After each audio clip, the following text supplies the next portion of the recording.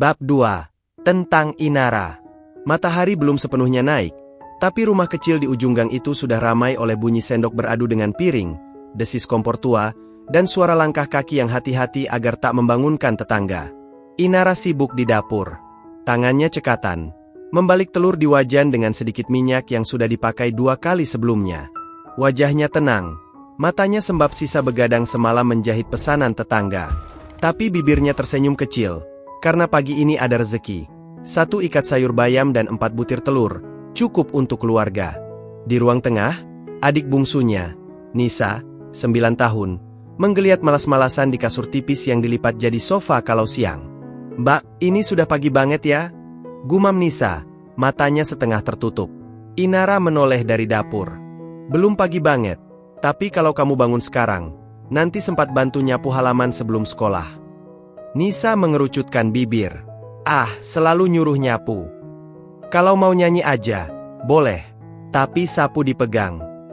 Nisa terkekeh kecil, lalu bangun, berjalan pelan sambil mengucek mata. Tak lama, suara kunci pintu depan berderit. Ayah mereka pulang. Tubuhnya kurus dibalut seragam buruh pabrik yang lusuh. Keringat masih mengalir di pelipis. "Assalamualaikum." "Waalaikumsalam," jawab Inara dan Nisa bersamaan. Inara buru-buru menuang teh hangat di gelas besar. Ayah duduk di bangku kayu dekat jendela, melepas sepatu dengan 1 tangan, tangan lainnya menerima teh itu. "Alhamdulillah, Mbak Yu selalu paham," kata ayah lirih, meneguk teh seperti meneguk surga. Inara duduk di sebelahnya, menatap wajah ayah yang mulai keriput, matanya cekung, namun masih ada senyum sabar di sana. "Kerjaan di pabrik makin berat, ya?" Ayah tersenyum miring. "Namanya juga cari makan, Nak. Berat atau ringan sama aja, yang penting halal." Suara pintu kamar terbuka. Ibu keluar dengan daster kusam tapi bersih. Wajahnya lelah, tapi matanya langsung berbinar lihat suaminya pulang. "Pak, makan dulu. Ini anakmu masak telur dadar." Mereka duduk mengelilingi meja kayu kecil. Piringnya cuma 2, karena sudah biasa makan bergantian atau saling suap. Nisa duduk di pangkuan Inara, menyuap nasi pelan-pelan. "Inara, kau juga makan. Jangan cuma lihat kami," kata ibu setengah mengancam. Inara tersenyum. Ia mengambil sesuap kecil nasi, lebih sibuk memastikan ayah dan Nisa kenyang dulu. Di luar, matahari mulai naik. Cahaya mengintip masuk lewat celah jendela yang kacanya retak di sudut. Ayah menghela napas. "Hidup kita memang begini, Mbak Yu. Tapi jangan pernah malu. Kalau kamu dapat kesempatan kerja lebih baik, ambil. Biar ayah bisa berhenti kerja malam." Inara menunduk, menahan haru. "Iya, yah. Inara lagi cari. Doain ya." Ayah mengangguk. Doa ayah nggak pernah putus buat anak-anak ayah. Dan pagi itu, di rumah kecil yang ketemboknya mulai mengelupas, di tengah sempitnya hidup, keluarga itu masih bisa duduk bersama, makan seadanya, dan tertawa kecil. Dan itu cukup bagi mereka, karena rasa syukur. Sarapan pagi itu tak mewah. Nasi hangat, telur dadar yang dibagi jadi 4 bagian, dan bayam rebus yang sudah dingin. Tapi di meja kecil itu, mereka duduk dengan hati yang saling menguatkan. Ayah duduk bersandar, wajahnya terlihat letih. Tangannya gemetar sedikit saat menyuap nasi, tapi matanya tetap menatap anak-anak dan istrinya dengan penuh sayang. "Pak, jangan makannya buru-buru. Nanti keselek," tegur ibu sambil menyuapi Nisa yang malas membuka mulut. Ayah tersenyum tipis.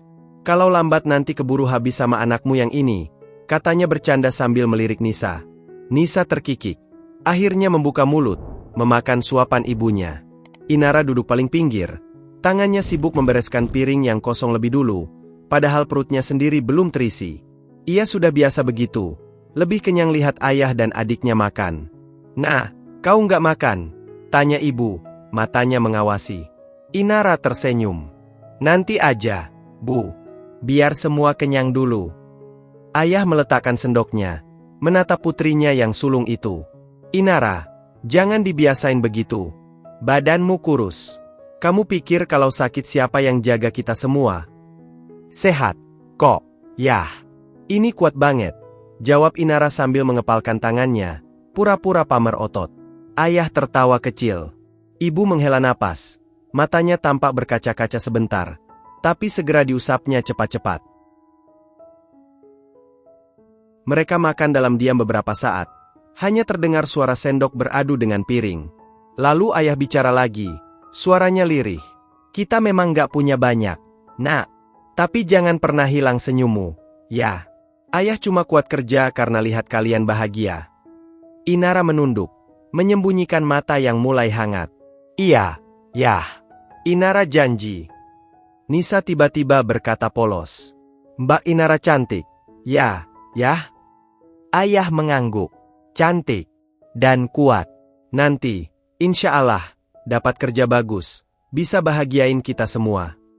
Ibu menyuap nasi ke mulut Nisa, lalu menimpali pelan. Amin. Mudah-mudahan segera ada kabar baik, biar kamu gak capek jahit sampai malam terus. Inara tersenyum lagi, meski hatinya perih. Doakan aja, Bu. Siapa tahu hari ini ada rezeki. Ayah mengangguk, lalu bangkit perlahan. Tubuhnya ringkih, tapi langkahnya tetap tegap. Ayah mau tidur dulu, ya. Malam tadi lemburan panjang. Ibu membantu ayah masuk ke kamar. Nisa ikut menggandeng tangan ayah. Tinggallah Inara sendirian di meja makan, memandangi piring-piring yang sudah hampir kosong. Dia menarik napas panjang. Dalam hati, ia mengulang kata-kata ayah. Jangan hilang senyummu. Dan pagi itu, Inara bertekad lagi. Apapun yang terjadi, senyumnya akan tetap ada. Matahari makin tinggi, dan hari perjuangan pun dimulai lagi. Rumah kecil itu mulai sepi. Ayah sudah terlelap di kamar. Napasnya berat tanda kelelahan. Ibu sibuk mencuci pakaian di belakang rumah.